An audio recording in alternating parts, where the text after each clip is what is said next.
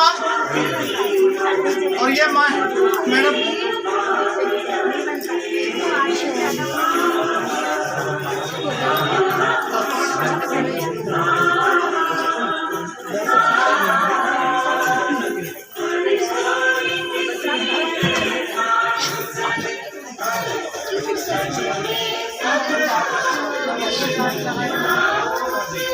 बहुत बहुत धन्यवाद।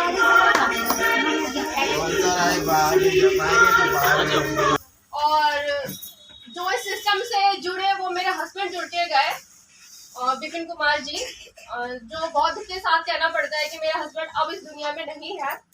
तो मेरे हस्बैंड इस सिस्टम से जुड़ के गए और मैं सच कहूँ तो मेरे हस्बैंड का एक राइट डिसीजन मेरी जिंदगी बदल के गया, मेरी बच्चों की जिंदगी बदल के गया।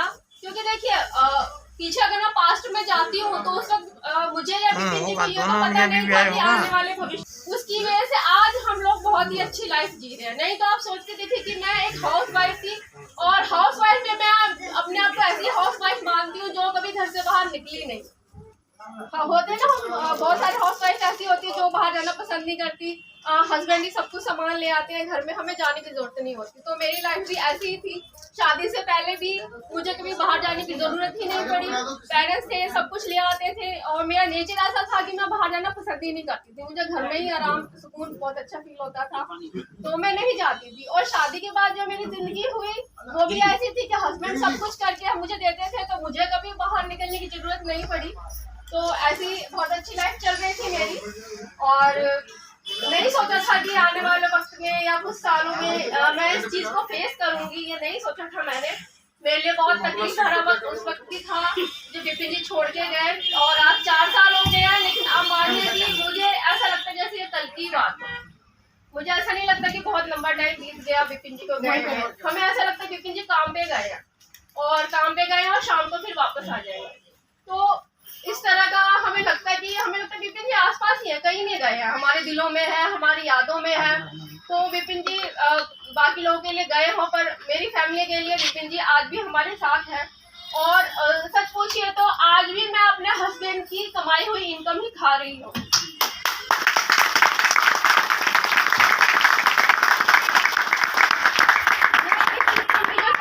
आज मेरे हस्बैंड ना रहते हुए भी अपने परिवार के लिए कमा रहे हैं इस सिस्टम की वजह से।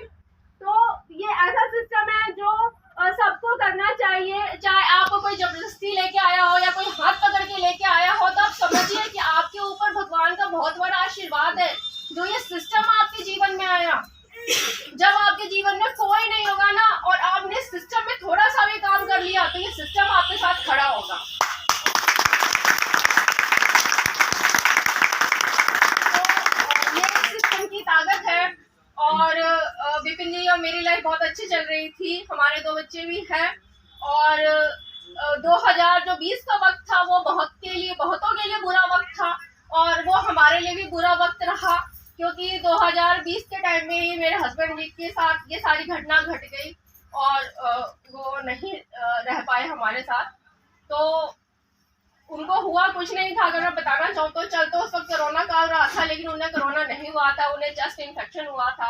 और जिसका पता हमें मतलब टाइम से नहीं लग पाया, या जिन डॉक्टरों को हमने दिखाया वो डॉक्टर इस चीज़ को पकड़ नहीं पाए, और जिसकी वजह से जब तक हम विपिन जी को लेके गए हॉस्पिटल, तो समझिए कि हॉस्पिटल जाने के बाद भी विपिन जी बिल्कुल ठीक हो गए थे।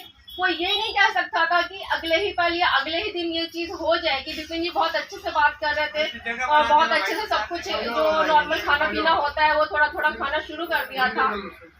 लेकिन जिस दिन डॉक्टरों ने बोला कि हम उनको नॉर्मल वार्ड में शिफ्ट करेंगे, अब ठीक है, ये काफी हद तक ठीक हो चुके हैं, अब हम आईसीयू से नॉर्मल वार्ड में शिफ्ट करेंगे, उसी दिन विपिन जी का बीपी काफी लो हो गया, और जिसकी वजह से विपिन जी हमारे बीच नहीं रहे। तो बहुत ही दुख की घड़ी थी हमारे लिए, और आज भी है। मैं उन पलों को मैं ज़्यादा डिटेल्स में नहीं बताऊंगी, क्योंकि मैं जब बताती हूँ ना मैं खुद ही इमोशनल हो जाती हूँ, तो मुझे बहुत ही खराब लगता है कि आप लोग भी मेरे साथ इमोशनल हो, तो मैं नहीं चाहती। तो ये चीज़ें रही मेरे साथ।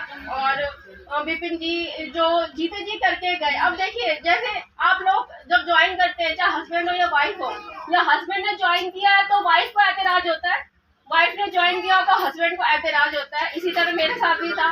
जब मेरे हस्बैंड इस सिस्टम से जुड़े तो मुझे सिस्टम में बिल्कुल भी भरोसा नहीं था कि ये हमें करोड़पति बना सकते हैं या इससे हमारी ज़िंदगी अच्छी हो सकती है या जो भी अच्छा हो सकता है, तो मुझे बिल्कुल भी यकीन नहीं था।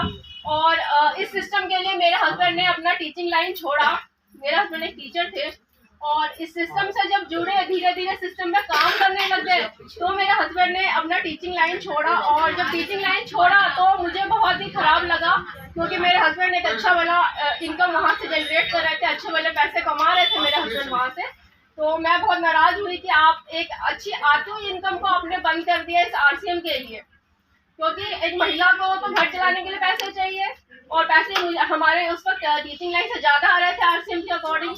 तो मैं हस्बैंड से काफ़ी नाराज़ हुई थी उस वक्त में। लेकिन मुझे उस वक्त ये नहीं पता था कि ये काम, एक यही RCM आगे चल के हमारे भविष्य को सिक्योर करेगा।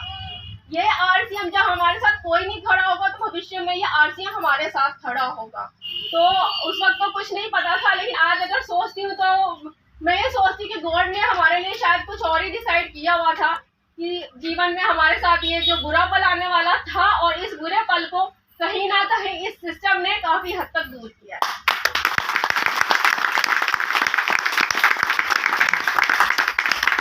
मैं सबकी तरह एक नॉर्मल हाउसवाइफ थी, और हाउसवाइफ मतलब कि होम मेकर जो घर संभालती है, बच्चे संभालती है। हम लोगों का काम भी कोई इजी काम नहीं है। 24 घंटे हम लोग काम करते हैं, बिना सैलरी के काम करते हैं। हम लोगों को कोई अप्रिशिएट भी नहीं करता और कोई सैलरी भी नहीं देता, कुछ भी नहीं मिलता, लेकिन हम लोग डटे रहते हैं, लगे रहते हैं अपने काम पे। तो उस काम को करते करते अगर आप सब लोग भी अगर इस काम से जुड़ते हैं तो देखिए आपका नाम होगा, मान होगा, सम्मान होगा, सब कुछ होगा।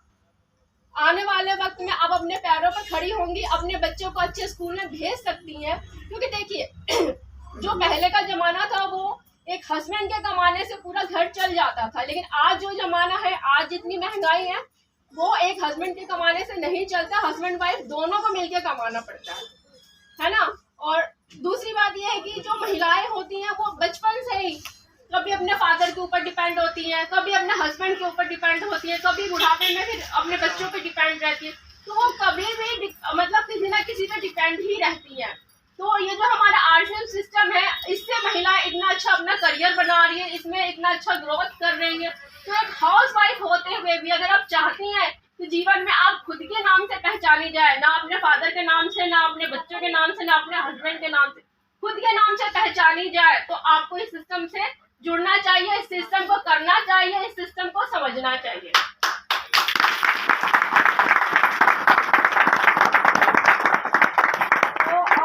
अगर मैं पीछे जाऊँ तो मैं तो कभी सोच भी नहीं सकती थी कि मैं 10 लोगों के सामने में खड़ी होकर मैं बोल सकती हूँ, क्योंकि मेरा नेचर इतना शर्मीला था कि मैं तो किसी के सामने आती ही नहीं थी। मेरे घर में कोई भी गेस्ट आते थे, कोई भी विपिन जिससे मिलने आते थे मीटिंग के लिए, चाहे कैसे भी, तो विपिन, मैं चाय बना देती थी, विपिन जी खुद चाय लेके जाते थे, क्योंकि मैं जाती नहीं थी किसी के सामने, इतना मेरा शर्मीला नेचर था। और आज मैं अगर इतने लोगों के सामने में बोल रही हूँ तो वो इस सिस्टम की देन है। इस सिस्टम की वजह से मैं इतने सारे लोगों के सामने में बोल पा रही हूँ। तो ये बहुत बड़ी बात मेरे लिए है, किसी के लिए नहीं होगी, लेकिन मेरे लिए बहुत बड़ी बात है, क्योंकि मैं बहुत ही कम बोलती थी। मुझे लगता था कि मुझे तो बोलना आता ही नहीं है मैं क्या बोलूँगी। तो मेरी पर्सनैलिटी बिल्कुल चेंज हुई इस सिस्टम की वजह से, और मेरी फाइनेंशियली भी बहुत अच्छी स्थिति है, वो मेरे हस्बैंड की वजह से, इस सिस्टम की वजह से, दोनों की मेहनत का फल है। तो मैं ये कहना चाहूँगी कि ये जो सिस्टम है, ये जो हमारा बिजनेस है, देखिए ऐसा कोई बिजनेस नहीं है जिसके पीछे किंग लगता हो, ऐसा कोई प्रोफेशन नहीं है जिसके पीछे किंग लगता हो। ये इकलौता ऐसा प्रोफेशन है जिसके पीछे किंग लगता है। नेटवर्किंग है ना, डायरेक्ट सेलिंग, ये पहला ऐसा प्रोफेशन है जिसके पीछे किंग लगता है, और इस प्रोफेशन के पीछे चल के आप किंग जैसी लाइफ स्टाइल जी सकते हैं।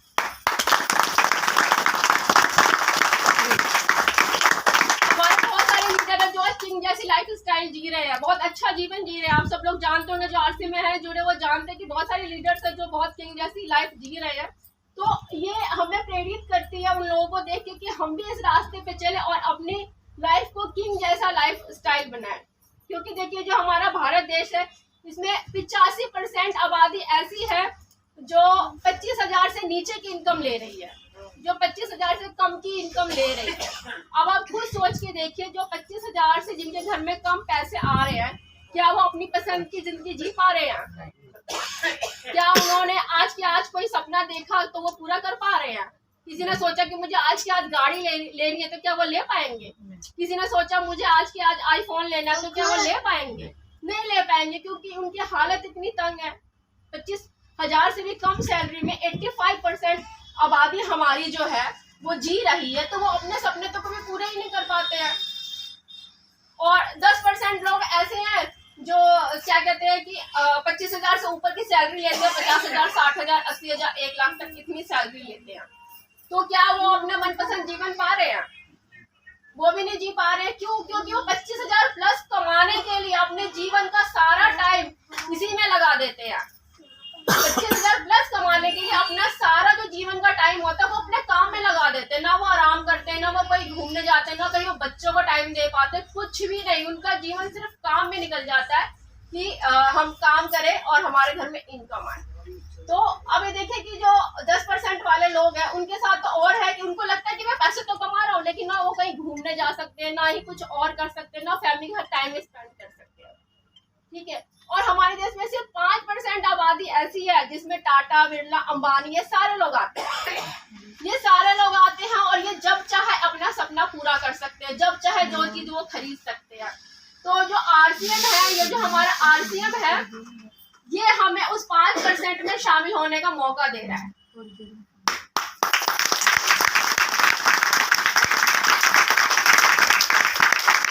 देखिए, मेरा मानना है कि ये जो इंडस्ट्री बनाई गई है, ये भगवान की बनाई हुई इंडस्ट्री है। क्यों? क्योंकि देखिए, भगवान हम सबको टाटा घर में तो भेज नहीं सकते, बिरला के घर में तो पैदा कर नहीं सकते, अंबानी घर में पैदा नहीं कर सकते, लेकिन एक आरसीएम के माध्यम से हमें एक सेकंड चांस तो दिया है कि हम करोड़पति बन सकते हैं। यस।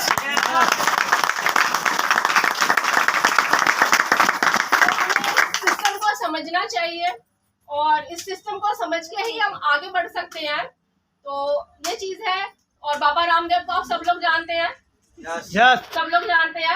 और तो आज बाबा रामदेव कितने करोड़ के व्यक्ति हैं? कोई बता सकता है? आज बाबा रामदेव 1 करोड़ के व्यक्ति हैं। पहले कहा जाता था कि अमीर वही होगा जो बहुत बड़े खानदान से होगा, जो बहुत बड़े खानदान में पैदा हुआ होगा वही अमीर होगा। लेकिन बाबा रामदेव तो किसी अमीर खानदान से नहीं थे, किसी टाटा बिरला के खानदान से नहीं थे, एक साधारण परिवार के व्यक्ति थे। और एक साधारण परिवार के व्यक्तियों में उन्होंने इतना आगे बढ़े। उनके पास कोई IIM की डिग्री भी नहीं है, कोई इंजीनियर की डिग्री नहीं है, कोई डॉक्टर की डिग्री नहीं है, फिर भी वो आज 1 करोड़ के व्यक्ति बने हुए हैं। क्यों बने हुए हैं? पहले जब बाबा रामदेव आए थे वो कहते थे कि एक ही चीज कहते थे कि लेफ्ट से सांस लो और राइट से छोड़ो, लेफ्ट से सांस लो और राइट से छोड़ो। ठीक है। तो लोगों ने कहा ठीक है।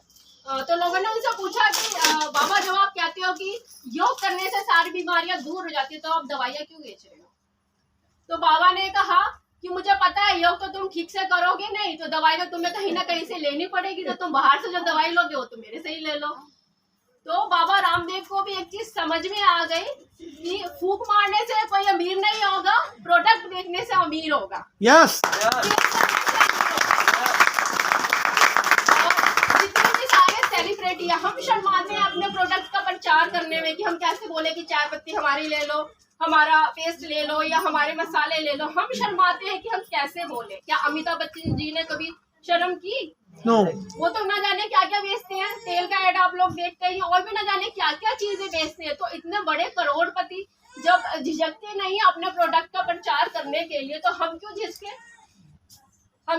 तो हमें भी नहीं झिझकना है और हमें थोड़ा सा इस सिस्टम को समझना है, और इस सिस्टम को समझते हुए यही आप आगे बढ़ेंगे। क्योंकि देखिए, हर चीज का सिस्टम है। हमारी बॉडी है, उसका सिस्टम है। खाना खाना जरूरी है, पानी पीना जरूरी है, सांस लेना जरूरी है। कोई ऐसा सोनिया विहार का व्यक्ति है जो ये कहे कि मैं सांस लेते लेते थक गया, मैं सांस नहीं लेना चाहता? कोई है ऐसा व्यक्ति? नहीं है। तो सांस लेना जरूरी है।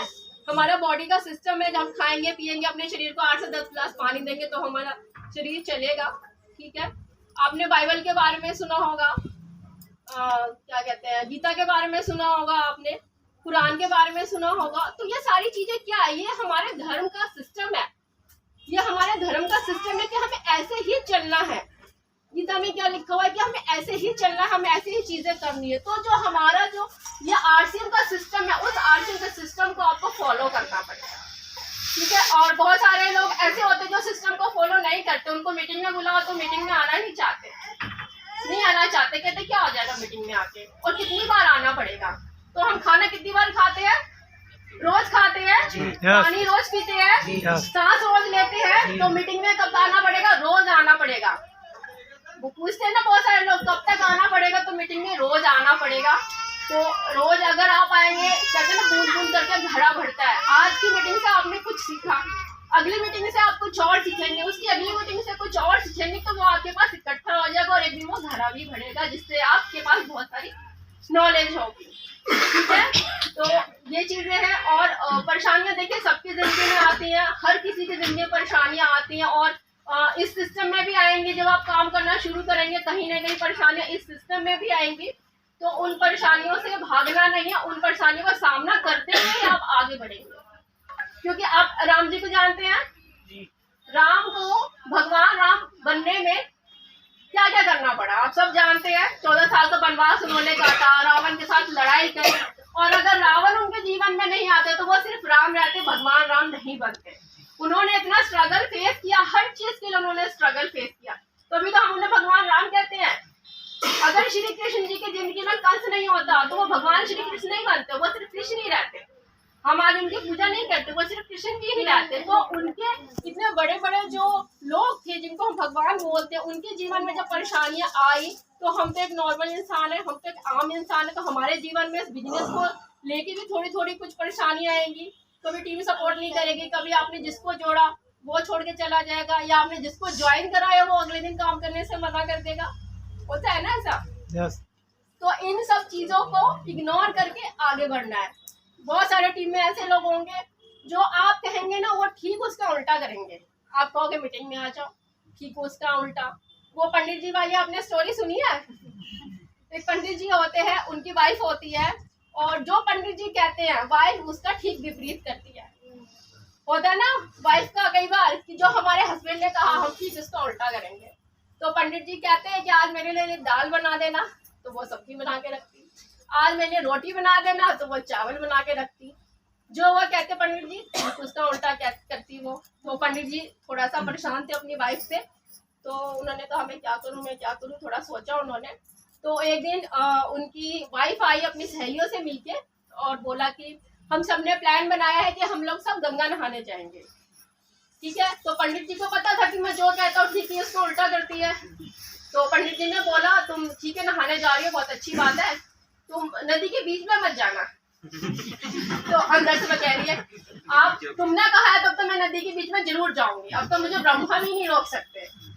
फिर उन्होंने कहा अच्छा ठीक है, अगर नदी के बीच में चली भी गई तो तुम जो जंजीर होता है ना उसको पकड़ के नहाना। फिर उन्होंने मन में बोला अच्छा अब तो मैं बिल्कुल उस चीज को पकड़ के नहीं नहाऊंगी, और मैं जंजीर को बिल्कुल नहीं पकड़ूंगी चाहे कुछ भी हो जाए, क्योंकि तुमने मुझे ऐसा बोला। फिर वो क्या कहते हैं, फिर वो ऐसे ही ठीक किया। वो गई वहां पे, सब लोग साइड में नहा रहे थे, वो बीच में नहाई और उन्होंने जंजीर भी नहीं पकड़ा, तो बहने लगे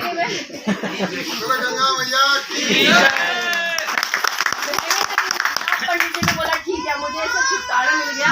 लेकिन फिर भी क्या करते उन्होंने 8-10 गोताखोरों को बुलाया और बोला कि क्या कहते हैं कि मेरी पत्नी को ढूंढ के लाएंगे। तो जो गोताखोर थे उन्होंने खूब 3-4 घंटे 5 घंटे खूब मेहनत करी और ढूंढने की कोशिश करी उनकी पत्नी को, तो उनकी पत्नी कहीं नहीं मिली। तो गोताखोरों ने बोला कि आपने तो मुझे बोला था कि आपकी पत्नी यहाँ पे डूब गई, लेकिन वो तो कहीं नहीं मिली। तो कहता कि मैं जो कहता था ना मेरी पत्नी ठीक विपरीत करती थी, तो मैंने गंगा जी में बोला था नहाने के लिए, तो वो उल्टा ठीक गंगा जी में नहाने गई होगी। इसलिए मैंने तुम्हें गंगा जी में ढूंढने के लिए बोला। तो हमारी टीम में भी काफी सारे लोग ऐसे हो जाते हैं जो आप बोलिए ठीक उसका उल्टा करेंगे। तो ये स्टोरी सुनाने का यही मतलब है। तो मैं क्या कहूँ, मैं तो आते आते सब कुछ भूल गई, मेरा घर इतनी दूर है ना। बहुत बढ़िया, बहुत बढ़िया, चल रहा बढ़िया। मेरे घर से हर चीज दूर पड़ती है, मैं द्वारका की तरफ रहती हूँ, तो मैं आते आते सब कुछ भूल गई। तो ये चीज है। और पास ही रहती थी, सोनिया विहार से तो काफी पास पड़ता है यमुना विहार, लेकिन इतने साल मैं कहूँ कि करीब 17-18 साल में यमुना विहार में रही, मैं कभी सोनिया विहार मेरा आना नहीं हुआ, मैं कभी सोनिया विहार नहीं आई, और आज मैं पहली बार सोनिया विहार आ रही हूँ। एक बार जोरदार ताली।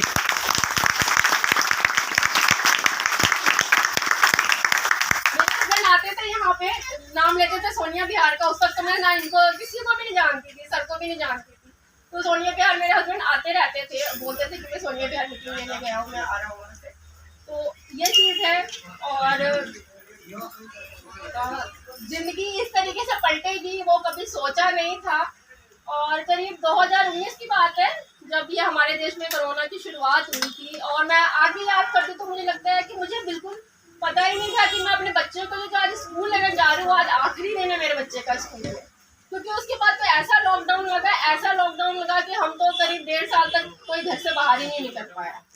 बहुत ही बुरा वक्त रहा हमारे जीवन में। और जैसे सर ने बताया कि सारे बिजनेस जहाँ ठप हो गए थे वहाँ आरसीएम चल रहा था, जब सर ने बताया कि लोग खड़े थे लाइन में लगा के एक वक्त के खाने के लिए, सच में हमारे घर में आरसीएम ने बहुत अच्छी इनकम दी, नॉर्मल डे से ज्यादा इनकम उस दिनों में हुई, कोरोना के दिनों में हुई, और बहुत अच्छी इनकम हुई कि अब देखिए मेरी जैसी फैमिली या सर की जैसी फैमिली किसी को कोई दिक्कत ही फाइनेंशियली कोई दिक्कत नहीं हुई। तो ये आरसीएम ने हमें बहुत सपोर्ट किया, और आज भी मैं बहुत अच्छी लाइफ जी रही हूँ। सर तो चले गए, जो इमोशनल लॉस है मेरी ज़िंदगी में, बच्चों की ज़िंदगी में, फैमिली की ज़िंदगी में, वो तो कभी पूरी नहीं हो सकती, वो बहुत दुख की बात है, वो कमी हमेशा रहेगी। लेकिन आरसीएम के कारण आज देखिए मैं बहुत अच्छी लाइफ जी रही हूँ। और क्यों जी रही हूँ कि ना मुझे अपने इन लॉज पे डिपेंड होने की ज़रूरत है, ना मुझे अपने पेरेंट्स पे डिपेंड होने की ज़रूरत है, ना मुझे किसी और के आगे हाथ फैलाने की ज़रूरत है। मेरी आरसीएम से बहुत अच्छी इनकम है, करीब 40 से 50 हज़ार रुपये मेरे हर मंथ आ जाते हैं।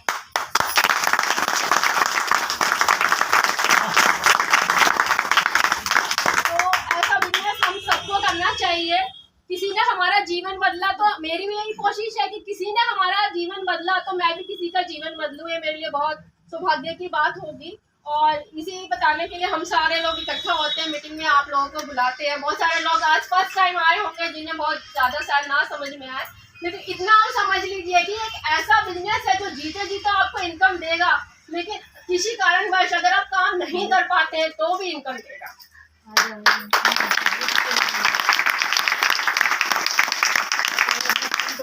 तो मेरे हस्बैंड रॉयल्टी पे थे, जब वो इस दुनिया से गए थे रॉयल्टी तक का जो लेवल है वो अचीव करके गए थे। और जितने भी पुराने लोग हैं सबको पता है कि रॉयल्टी 3 लोगों को मिलती है, सिंगर, साइंटिस्ट और राइटर को, और चौथी रॉयल्टी हमें हमारी जो ये है किसी सर उनके द्वारा हमें दी जाती है आरसीएम में जो भी स्किल को अचीव करते हैं, तो वो रॉयल्टी मुझे मिल रही है। और इस रॉयल्टी के बदौलत मेरे घर में वैसे ही इनकम आ रही है जैसे मेरे हस्बैंड के रहते हुए इनकम आती थी, आज भी उसी तरीके से इनकम आ रही है। आज भी उसी तरीके से मेरे बच्चे स्कूल जा रहे हैं और अच्छे स्कूल में जा रहे हैं। पूरा घर का मेरा जो खर्चा है वो इसी सिस्टम से चलता है। तो यह सिस्टम मेरे लिए किसी भगवान से कम नहीं है। तो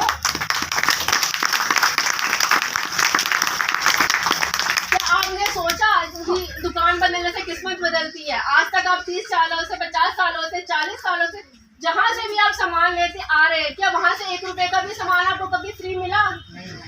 क्या वहाँ से कोई सिक्योरिटी मिली? नहीं मिली। तो इस सिस्टम में क्या है कि आपको सामान शुद्ध मिलता है, सामान फ्री मिलता है, और सबसे बड़ी चीज जो इस बिजनेस को करने का है वो सिक्योरिटी है। वो सिक्योरिटी है क्योंकि देखिए आजकल का जो वातावरण है वो किसी के साथ कुछ भी हो सकता है, तो उस चीज को आप कुछ तो अपने हिसाब से कम कर सकते हैं ना। तो अब किसके साथ क्या हो जाए पता नहीं। आरएसी का नाम सुना है? हम लोग सारे ट्रेन में जाते हैं, कहते हैं आरएसी पूछते ना टीटी से जाके, क्या हमारी टिकट कंफर्म हुई, क्या हमारी टिकट कंफर्म हुई? तो देखिए हम सारे लोग भी आरएसी में ही बैठे हैं, तो अब हम लोगों की टिकट कंफर्म हो जाए वो हमें नहीं पता, ठीक है। तो हमें होने से पहले अपनी फैमिली की सिक्योरिटी का ध्यान रखते हुए इस सिस्टम में काम करना चाहिए, और काम दिल से करना चाहिए, तभी आप आगे बढ़ेंगे। ऐसे ही जैसे बहुत सारे लोग होते हैं, अच्छा 2 लीटर तेल इस महीने खरीद लिया, 2 किलो सर्फ अगले महीने खरीद लिया, 2 लीटर कुछ और अगले महीने खरीद लिया, और कहेंगे कि हम आरसीएम कर रहे हैं। इस तरीके से आरसीएम नहीं होता है। सिर्फ 2-4-500 का सामान खरीदने से आरसीएम नहीं होता है। सामान खरीदने के साथ साथ लोगों को इसके बारे में बताना पड़ेगा, लोगों को अपने साथ शामिल करना पड़ेगा, एक नेटवर्क बनाना पड़ेगा, ठीक है, क्योंकि ये बिजनेस जो ऐसा है वो नेटवर्क से चलता है। बाकी जगह हम अकेले काम करते हैं और अकेले हम कमा के सोचते हैं कि हम अमीर हो जाएंगे। तो क्या आज तक कोई अकेले कमा के अमीर हुआ है?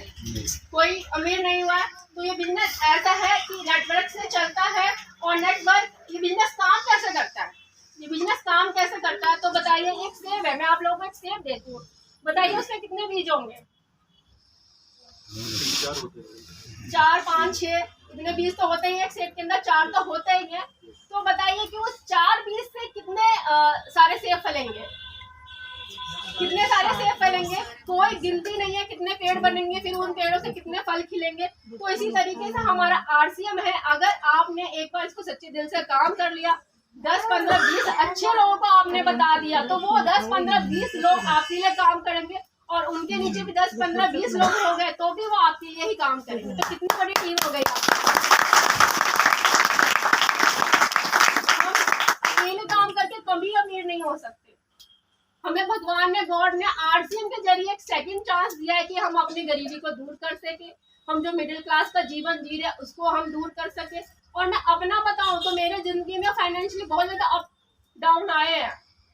क्यों आए? मेरे हस्बैंड का जो काम था वो प्राइवेट काम था, कभी अच्छा भी चल गया, कभी डाउन भी हो गया। कोई गवर्नमेंट जॉब नहीं थी कि सेम ही सैलरी आएगी या सेम ही इनकम आएगी, तो कभी अच्छा भी हो गया, कभी बुरा भी हो गया। दोनों तरीके का मैंने देखा थे।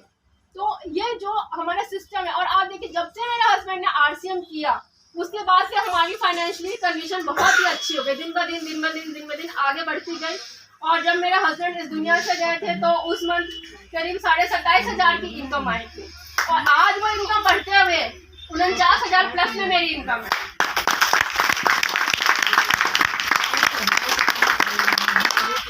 तो मैं ज़्यादा नहीं कहना चाहूँगी, मैं इतना ही कहना चाहूँगी सभी महिलाओं से कि आज तक आप हम सभी महिलाओं का हाथ जो होता है ना वो ऐसे होता है, ऐसे होता है। तो हमें ऐसे हाथ करने वाला नहीं बनना, हमें ऐसे देने वाला बनना है। हमें ऐसे देने वाला बनना है, हमें किसी के ऊपर डिपेंड नहीं रहना। अगर हमें एक मौका मिल रहा है अपने घर के काम के साथ साथ, अपने बच्चों का पालन पोषण के साथ साथ इस काम को करने का, तो आप लोगों को करना चाहिए। जय आरसीएम।